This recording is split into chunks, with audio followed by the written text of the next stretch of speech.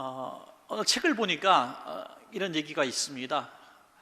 시대가 이렇게 문화가 또 문명이 발달을 했는데도 종교는 이해하겠는데 미신 말이죠.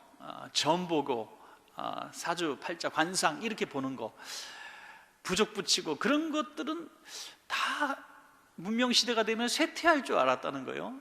그런데 오히려 점술이 더 요즘에 인기를 끌고 있고요. 목회자의 수의 거의 4배에서 5배 육박하는 그 점 보는 사람들, 무당 또 무속인들이 있다는 얘기를 듣고 깜짝 놀라드립니다. 그런데 어떤 사람이 이렇게 얘기를 한 거예요. 그러면 왜 점술은 또 점괘 보고 하는 것이 왜 사라지지 않고 도시일수록 더 성행하는가 하는 질문을 던졌습니다. 그때 그 해답을 이렇게 썼습니다. 점을 보는 사람이 좋은 점괘가 나오면 기뻐하고 나쁜 점괘가 나오면 점이려니 한다는 거예요. 점괘인데 뭐. 그래서 점을 계속 본다는 거예요. 듣고 보니까 맞는 것 같아요. 궁금해서 간 거죠. 좋은 점괘가 나오면 야, 오늘 점 잘 봤다, 정말 좋은 일이 생기겠구나 하고 즐거워하고 가고요. 나쁜 점괘가 나오면 에이, 점인데 뭐 하고 나간다는 거예요. 그리고 기쁨으로 지불하고 나간다는 거예요. 다시 말해서 점술이 쇠퇴하지 않는 것은 100% 믿지 않기 때문에 쇠퇴하지 않는다라는 결론을 낸 겁니다. 믿지 않기 때문에 쇠퇴하지 않는다. 굉장히 앞뒤가 말이 안 맞는 것 같지만 우리의 모습이 그런다는 겁니다. 여러분, 마귀는 절대로 내일을 알 수가 없고 가르쳐 줄 수도 없습니다.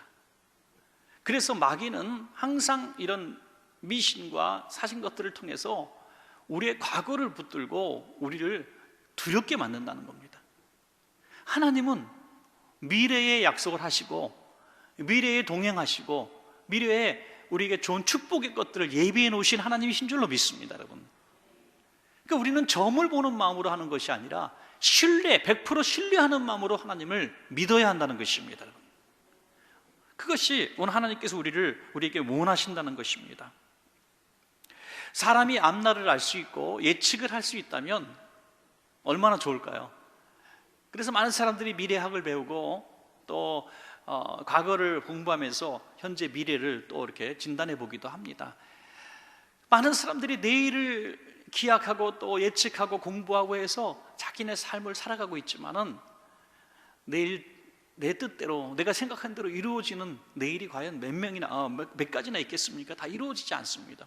한 가지 예로, 요번에 어떤 농작물이 굉장히 비쌌어요. 그래서 야, 이거 팔면 떼돈 벌겠구나 해서 전 재산을 투자해서 그 농작물을 만드는 농사짓는 어떤 농원을 샀다고 합시다. 뭐 과수원을 샀던지. 근데 그 다음 해에 아주 풍성하게 잘 돼서 떼돈을 벌 줄 알았는데 너무 잘 돼가지고 가격이 폭락했어요. 그러면 어떻게 할까요? 그럼 자기의 생각과 완전히 달라진 것이죠. 분명히 풍성하게 풍년이 됐는데 오히려 수익은 더 줄어서 망할 수가 있다는 겁니다. 예측대로 되는 게 과연 몇 가지가 있겠습니까? 내일을 알 수 있으면 누구든지 다 성공하겠죠. 그래서 저는 내일을 보여주는 신문이 있다 그래서 한번 찾아봤어요. 신문 이름이 내일리 신문이에요. 내일리 신문. 여러분 인터넷 보시면 나올 거예요. 그래서 내일 신문을 한번 보고 내일이 궁금해서 한번 들여다봤더니 내일 얘기는 하나도 없더라고요. 오늘 얘기만 하더라고요. 내일 신문도 말이 내일 신문이지 오늘 신문이더라고요. 오늘 일만 써 있는 것입니다. 우리 인생은 그렇다는 거예요. 오늘 그런 인생을 향해서 오늘 성경은 이렇게 말씀하고 있습니다. 야고보서 4장 13절 말씀 함께 읽겠습니다. 시작. 들으라, 너희 중에 말하기를 오늘이나 내일이나 우리가 어떤 도시에 가서 거기에서 1년을 머물며 장사하여 이익을 보리라 하는 자들아. 자, 이 사람은 모든 인생을 대변해주고 있는 사람입니다. 이 사람은 철저하게 계획적인 사람이고 성실한 사람이고 또 똑똑한 사람입니다. 또 유대인들이 얼마나 장사를 잘합니까? 그러니까 이 사람도 분명히 장사로 성공할 만한 여러 가지 것들을 다 갖추고 있는 사람입니다. 철저하게 도시를 계획했고 기간을 계획했고 무엇을 할 것인가 알고 있습니다. 이런 사람은 철저하게 준비해서 장사를 하기 때문에 성공할 확률이 굉장히 높습니다. 그런데 이런 사람을 향해서 성경은 뭐라고 말씀하고 있습니까? 들으라, 들으라 하고 말하고 있어요. 좀 들어라.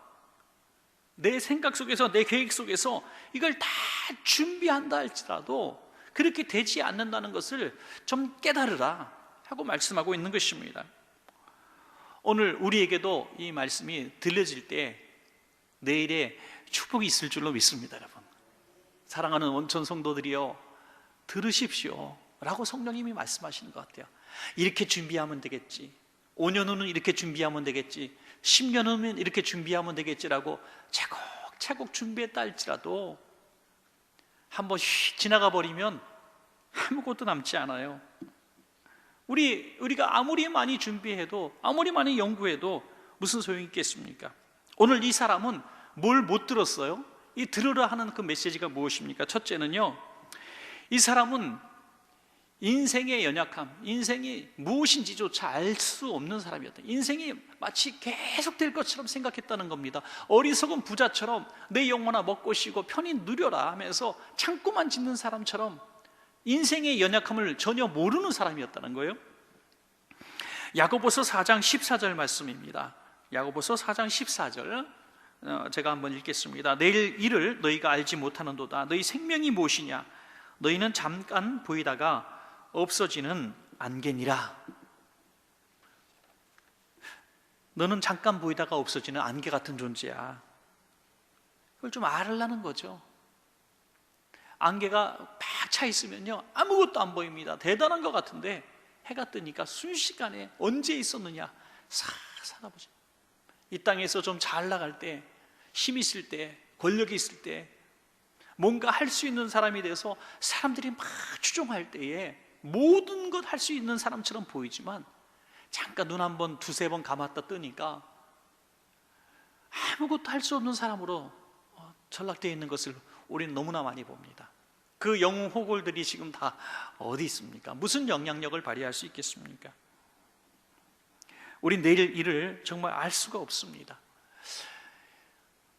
여러분, 이런 상황, 오늘날의 이런 상황, 우리가 영상 예배를 드리게 되는 이런 상황을 불과 3주 전에 상상한 사람이 누가 있겠습니까? 2, 3주 전에 전혀 상상하지 못했어요.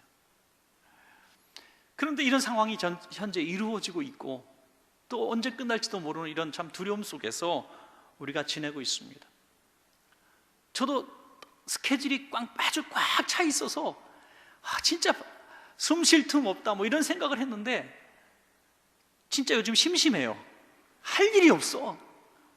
더구나 성지순례 계획이 있다가 그 한 10일이 갑자기 사라지니까 10일 동안 스케줄이 한 개도 없어요. 오직 스케줄은 집에 가서 밥 먹는 거. 할 일이 없어지니까 야, 사람이 참 이렇게 무력하구나. 한순간에. 여러분 얼마나 답답하세요 집에. 또 자영업 하시는 분들 보니까 한숨이 나올 것 같아요. 정말 어렵더라고요. 한 달 내내 몇십만 원도 못 판 가게들이 수두룩해요. 그거 어떻게 살아갑니까? 정말 이 기간이 더 길어지면 정말 큰일 나는 거예요.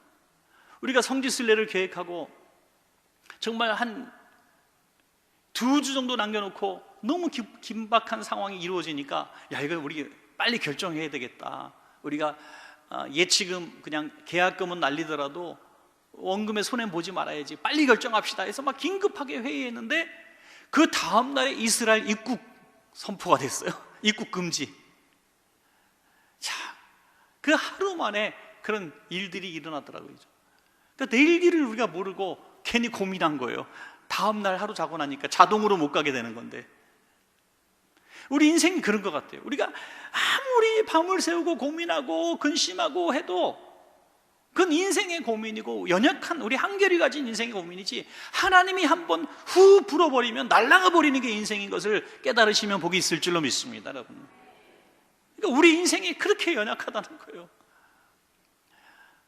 우리 주변에서도 철저하게 계획했다가 철저하게 준비해서 잘 될 줄 알았던 사람들이 얼마나 많이 이렇게 쓰러집니까? 전 신학교 다닐 때 제 후배가 갑자기 학교를 다니는 중에 이제 암 발병을 해서 어떻게 이기나 보다 했는데 목사 안수 받는 그쯤에 하나님 나라의 부름을 받는 걸 봤어요. 참 1년 후배였던 것 같은데, 하나님 도대체 하나님의 영광을 위해서 살겠다고 신대원에 들어와서 신학 공부 다 하고 목사 안수 받는 그런 상황 가운데 하나님 왜 불러가셨을까? 참 이해할 수가 없더라고요. 고민이 되더라고요. 하나님이 분명히 신학교 부르셔서 목사 안수를 주시면 목사로 쓰시고 싶어서 부르신 거라고 생각을 했는데 왜 쓰시기도 전에 불러가셨을까? 굉장히 숙제 같은 숙제 제 마음속에 있었습니다. 근데 가만히 생각해 보니까 하나님의 계획 속에 있었다면 그 마지막 순간은 그가 받은 최고의 축복의 시간들이 아니었겠는가. 그 시간에 하나님 부르지 않았으면 그냥 뭐 자기 일 했겠죠. 직장 다니고 또 뭐 이렇게 했겠죠. 그러나 그 짧은 시간이 마지막 시간이었다고 한다면 가장 행복한 시간이 아니었을까 하는 생각들을 해보게 되면서 제 마음에 또 좀 마음이 풀어지기도 했습니다. 여러분, 가장 우리에게 귀한 것은 생명이라고 말합니다. 물질보다, 권력보다 우리가 생명이 가장 소중하잖아요. 그런데 생명보다 소중한 것을 우리는 영혼이라고 믿어야 합니다. 영혼. 생명보다 소중하게 여길 것이 영혼이에요. 왜? 우리는 잠깐 보이다가 없어지는 안개 같은 생명을 가지고 살아가기 때문에 이 안개처럼 사라지는 생명 이후에 영원한 생명이 우리를 기다리고 있기 때문에 영원한 생명을 더 소중히 여기는 것이 중요하다고 하는 것입니다. 빌리 그레이엄 목사님이 케네디 대통령을 만났습니다. 만나서 이제 복음을 잘 전합니다. 그 캐톨릭 신자였기 때문에 복음에 대한 궁금증이 굉장히 많았다고 해요. 그래서 뭐 제 이름이 뭡니까? 뭐 예수 그리스도에서 소개 좀 해주세요. 해서 많은 이런 이야기를 나눴답니다. 어느 날은 케네디 대통령이 빌리 그레이엄 목사님을 백악관으로 이제 초청을 합니다. 목사님, 저번에 못 들은 얘기 좀 더 듣고 싶습니다. 예수님에 대해서 좀 저에게도 좀 알려주십시오. 초청을 했는데 그때 마침 빌리 그레이엄 목사님이 심한 감기에 걸리셨답니다. 그래서 내가 지금 너무나 감기가 심해서 제가 대통령님하고 얘기 나누면 감기를 옮길 것 같으니 실례가 될 것 같으니 제가 다음에 가겠습니다. 그랬더니 케네디 대통령이 안색이 너무 안 좋아졌다는 거예요. 그러면서 다음에요? 아주 표정이 난감한 표정을, 다음을 약속할 수 없는 사람처럼 그렇게 헤어지고 나서 그가 암살을 당했다는 거예요. 그래서 이 빌리 그레이엄 목사님은 이 다음이라고 하는 말 신뢰하지 않는다는 거죠. 다음. 우리에게 다음은 기약할 수 없다는 거예요. 왜? 우리 인생은 안개와 같은 인생이기 때문에 하나님 손 안에 있다는 거예요. 손 안에. 그러니까 우리 인생은 우리는 늘 이렇게 들어야 합니다. 내가 아무리 준비 철저히 하고 계획한다 할지라도 내 생명은 안개와 같다.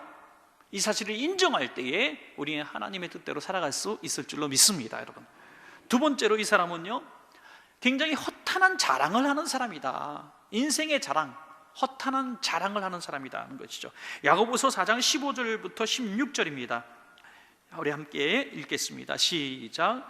너희가 도리어 말하기를 주의 뜻이면 우리가 살기도 하고 이것이나 저것을 하리라 할 것이거늘 이제도 너희가 허탄한 자랑을 하니 그러한 자랑은 다 악한 것이니라. 아멘.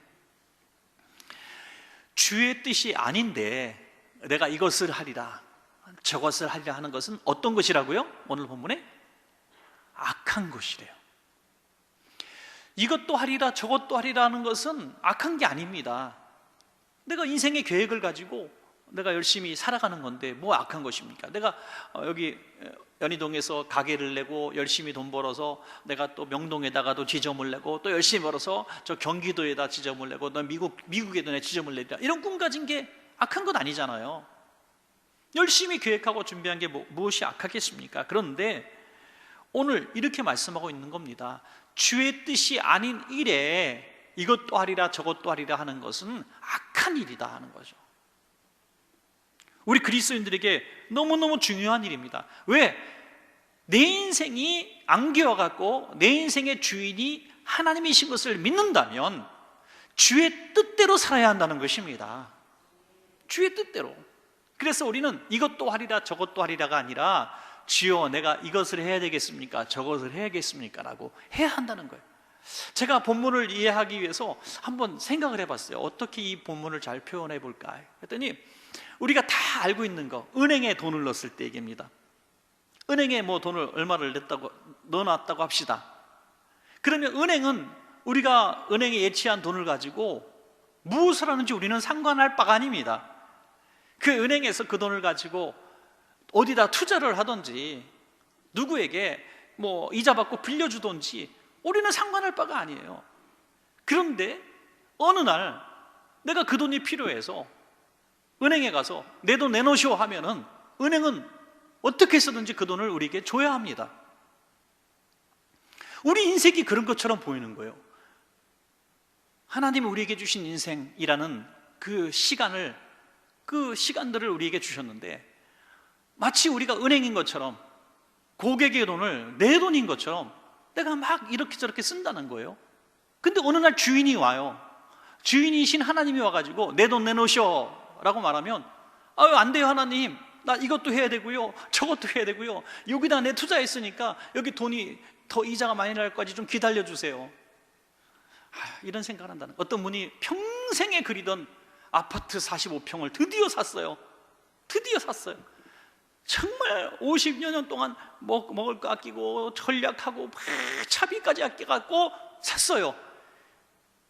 그런데 기도할 때 이런 기도가 나오더래요. 주님 재림을 기다리지만은 제가 여기서 조금 산 다음에 오시기를 원합니다. 그랬더니 날마다 마라나타 주님 어서 오십시오 이렇게 얘기할 때는 사골세방에 전전할 때는 그랬는데 내 집이 큰 거 하나 생기니까 어서 주님 오십시오라는 기도가 안 나오더라 이거예요.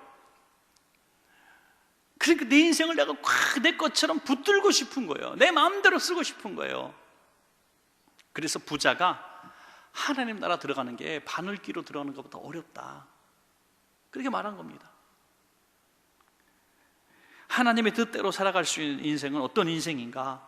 언제든지 주님이 내 거야 하면 드릴 준비가 되어 있는 인생이 지혜로운 인생인 줄로 믿습니다. 여러분, 그게 지혜로운 인생이에요. 어리석은 인생은 내 인생이 내 것인 것처럼 꽉 붙들고 그냥 죽는 날까지 살아가는 사람들, 주님이 내 인생을 부르셨을 때 아무것도 예비된 것이 없는 그런 인생이라고 하는 것입니다. 우리 자녀들에게나 또 우리 청년들에게 우린 그렇게 질문하는 법을 배워야 될 것 같아요. 아들아, 내 꿈이 무엇이냐? 그게 아니라 아들아, 하나님이 원하시는 내 인생은 무엇일까? 라는 것이죠. 우리 교회도 그런 것 같아요. 하나님, 우리 교회가 이런 일을 하고 싶습니다. 하나님, 우리 교회가 이런 교회가 되고 싶습니다.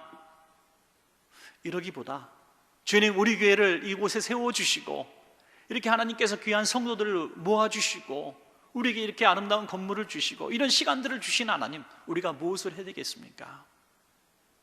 저는 이런 이제 상황이 생길 때 참 많이 기도했습니다. 사실 우리가 인터넷 예배로 드리기로 결정하는 그 시간까지 진짜 많이 고민했어요. 잠을 자는 것도 잠을 자는 것 같지 않지, 밤새 머리가 정신이 살아있도록 고민하고 정말 오랫동안 고민하다가 타이밍을 놓치지 않기 위해서 급하게 금요일 밤에 결정을 한 겁니다. 이런 일도 역시 마찬가지예요. 우리의 상식과 제 신학적 관점과 이런 거 모든 거 내려놓고 하나님께 물은 거예요. 하나님, 이럴 때 우리는 어떻게 결정해야 되겠습니까? 그러다가 얻은 결론이기 때문에 지금 예배를 계속 드리는 교회를 비판할 필요도 없고, 또 우리 같이 이렇게 인터넷 예배 드린다고 해서 우리 동지 만났다 기뻐할 것도 없는 거예요. 하나님 우리 교회에 저에게 주신 음성대로 저는 순종할 뿐인 것이죠. 여러분, 이것이 어떻게 보면 전 하나님 뜻대로 했으니까 하나님 책임져 주세요 하는 담대함을 얻을 수 있는 사실 근거도 되는 것입니다. 내 인생이 내 것이라고 생각하는 사람은 전형적으로 이렇게 기도합니다. 하나님, 나는 이렇게 해야 되겠습니다.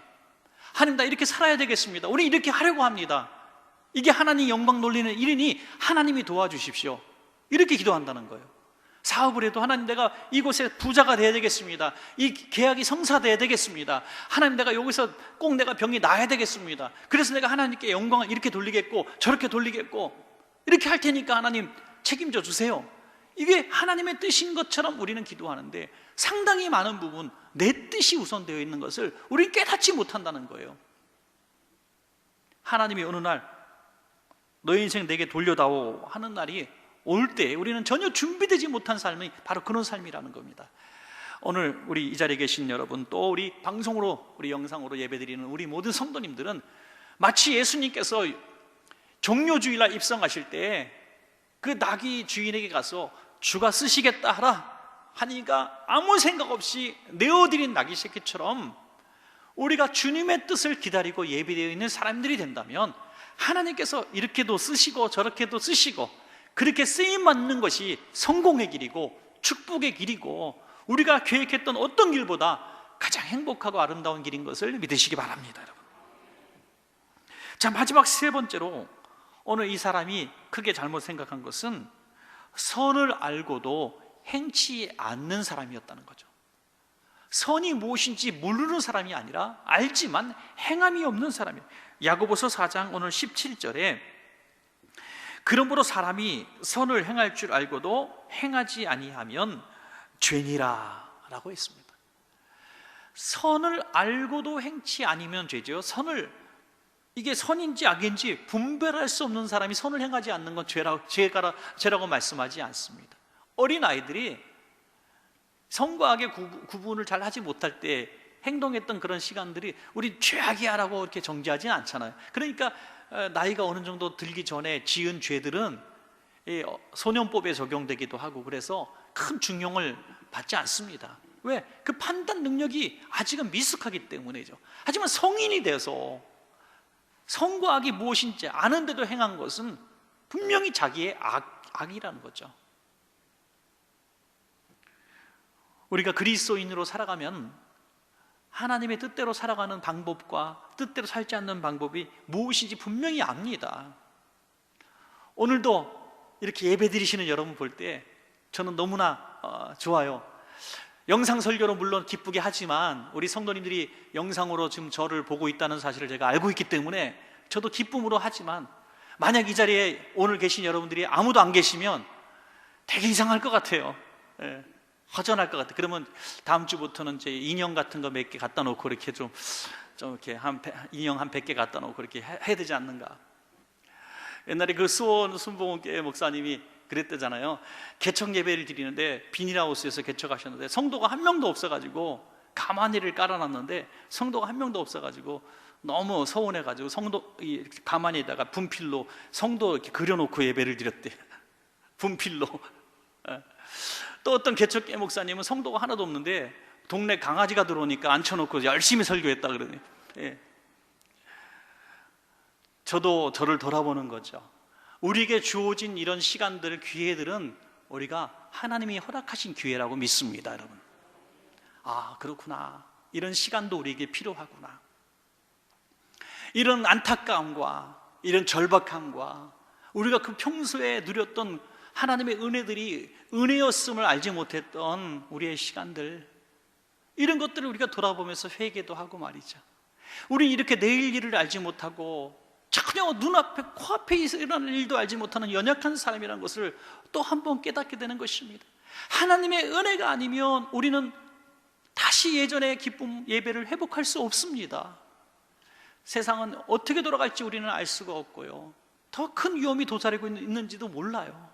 그래서 우리는 이런 사건들을 만날 때마다 우리는 굉장히 좋은 기회로 삼고 내가 딱 달려왔던 길을 잠시 멈추고 내 인생이 하나님의 손에 있구나, 내가 별거 아니구나, 내가 정말 잘할 줄 알았는데, 이렇게 되면 다 될 줄 알았는데, 계획대로 하면 잘 성실하게 살면, 착하게 살면, 열심히 살면 될 줄 알았는데 전 세계적으로 이게 팍 셧다운이 된 거예요. 지금 이런 모습을 보면서 하나님의 손 까딱 한번 하시면 아무도 어떻게 할 수 없구나 하는 생각들을 잠시 하게 되는 것입니다.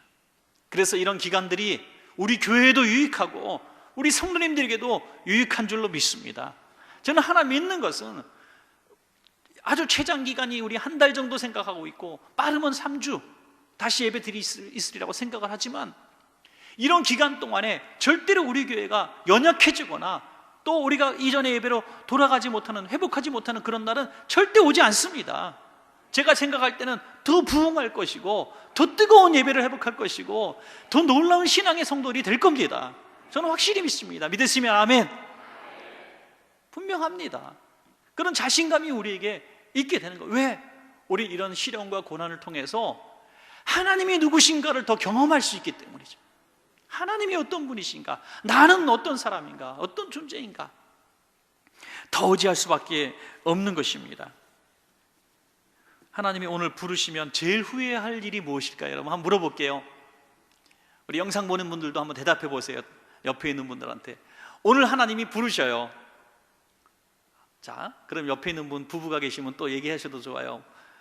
오늘 부르세요. 제일 후회스러운 일이 무엇이 있어요? 자, 대답할 시간 10초 드립니다. 오늘 딱 부르세요. 뭐가 제일 후회스럽습니까? 강전사님, 만만하니까 오늘 부르셔요. 뭐가 후회가 됩니까? 나누지 못한 게 후회된대요. 천성이 저렇게 착해요, 사람이. 예, 나누지 못한 게. 예. 우리 경주자매님 딱 부르셔요. 뭐가 후회스럽습니까? 시집 안 간 거요. 분명히 안 간 거라 그랬어요. 못 간 거라고 안 그러고 제가 단어 선택을 잘했습니다.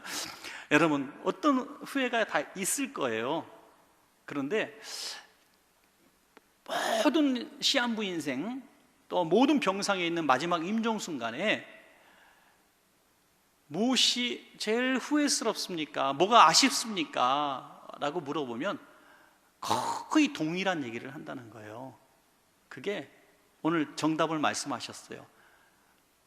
내가 사랑한다고 말 못한 거, 또 내가 그때 절박하게 나를 필요로 할 때 내가 도와주지 못한 거, 그때 막 그냥 우리 사촌이 또 우리 부모님이 또 우리 아들이 아빠 좀 도와주세요 할 때 그때 뭐라고 도와주지 못했던 그런 것들이 제일 아쉽다고, 제일 속상하다고 이렇게 얘기한다는 것을 들어봤습니다. 하나님은 우리를 그렇게 지으셨어요. 이 땅에 살면서 베풀고 살도록 우리를 지으셨습니다. 그런데 그것을 행하지 않은 것이 악이다. 악이다라고 말씀하고 있는 것입니다. 선을 알고도 행치 않은 것이 악이다. 제일 후회할 일이라는 것입니다. 여러분, 우리 어차피 하나님 나라 갈 때에 우리는 빈손으로 간다 그러잖아요. 그런데 빈손이 아니에요. 우리가 행한 선행과 모든 아름다운 전도의 열매, 성령의 열매들을 우리는 안고 가는 거예요. 그걸 가져가는 거예요. 그래서 하나님께서 그것을 가지고 우리에게 상급을 허락하신다는 것입니다. 우리 귀하신 성도님들, 오늘 우리의 인생의 연약함도 알았고 하나님 우리 인생을 향해서 주의 뜻을 행하기를 원하시고 그런 모든 것들을 인정하신다면 우리 인생을 통해서 주님의 손가발 되어서 주님 부르시긴 바로 직전까지 하나님이 기뻐하시는 아름다운 선한 일들을 잘 감당하시다가 기쁨으로 주님 품에 안기시는 우리 성도님들 다 되시기를 축원합니다.